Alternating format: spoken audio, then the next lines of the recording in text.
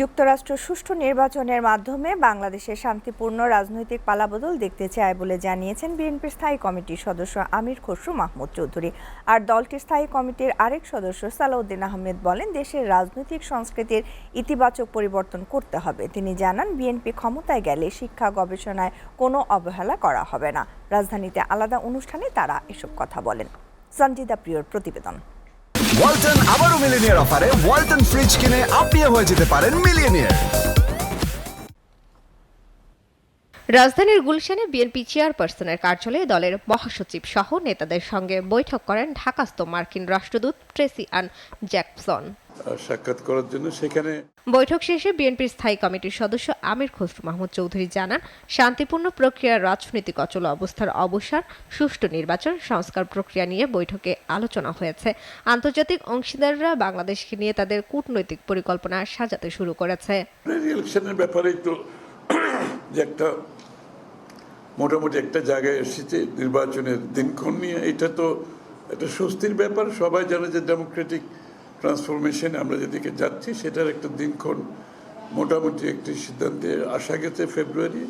এটা সকলের জন্য স্বস্তি, শুধু বাংলাদেশের ভিতরে তো না, বাংলাদেশে যারা পার্টনার আছে বিদেশে, আমেরিকা সহ সবার জন্য একটা স্বস্তি। কারণ সবারই তো একটা এইসব ব্যাপারে একটা কর্ম পরিকল্পনা, আগামী দিনের নির্বাচন এবং এই ক্ষেত্রে আমাদের বিএনপির প্রস্তুতি সহ আমাদের মতামত এবং তারেক রহমান সাহেবের বৈঠকটা অ্যাপ্রিসিয়েট করা হয়েছে, যে লন্ডনে যে বৈঠকটা হয়েছে তারেক রহমান সাহেব এবং চিফ অ্যাডভাইজারের সাথে, সেই মিটিংয়ের গুরুত্ব তারাও অনুধাবন করতে পারছে।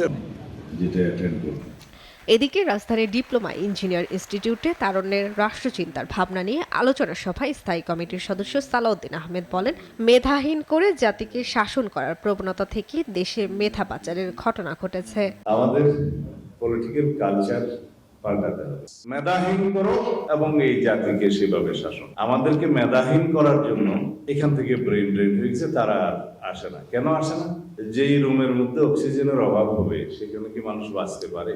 পারে না। তো সুতরাং এমন একটা পরিবেশ তারা সৃষ্টি করেছে যাতে মেধাবীরা আর কখনো এখানে না আসে। ওয়ান্স ব্রেন, রাষ্ট্র পরিচালনায় যারা জড়িত, নীতি প্রণয়নে যারা জড়িত, তাদের শিক্ষক সমাজের, শিক্ষাঙ্গনের, ছাত্রদের সম্মিলিতভাবে একটা প্রচেষ্টায় আমরা যাতে এই ব্রেন ড্রেন এবং অন্যান্য আমাদের যে এই লাইনে ক্ষতি হওয়ার ন্যাশনাল বিল্ডিং এর যে সমস্ত ফিল্টারেজ আছে এগুলো বন্ধ করতে পারি, তাহলে পরে আমাদের মেধাবী সন্তানরা দেশে থাকার একটা পরিবেশ পাবে। দেশে যদি সে উন্নত শিক্ষা এবং উন্নত মানের রিসার্চ করার সুযোগ থাকে তাহলে সে বিদেশে যাবে। দেশে যদি এমপ্লয়েড হয়ে সে কন্ট্রিবিউট করার সুযোগ পায় তাহলে সে বিদেশে যাবে। এই পরিবেশটা নিশ্চিত করার জন্য আমরা কাজ করবো ইনশাআল্লাহ সম্মিলিতভাবে। সঞ্জিদা প্রিয়, এসটিভি, ঢাকা।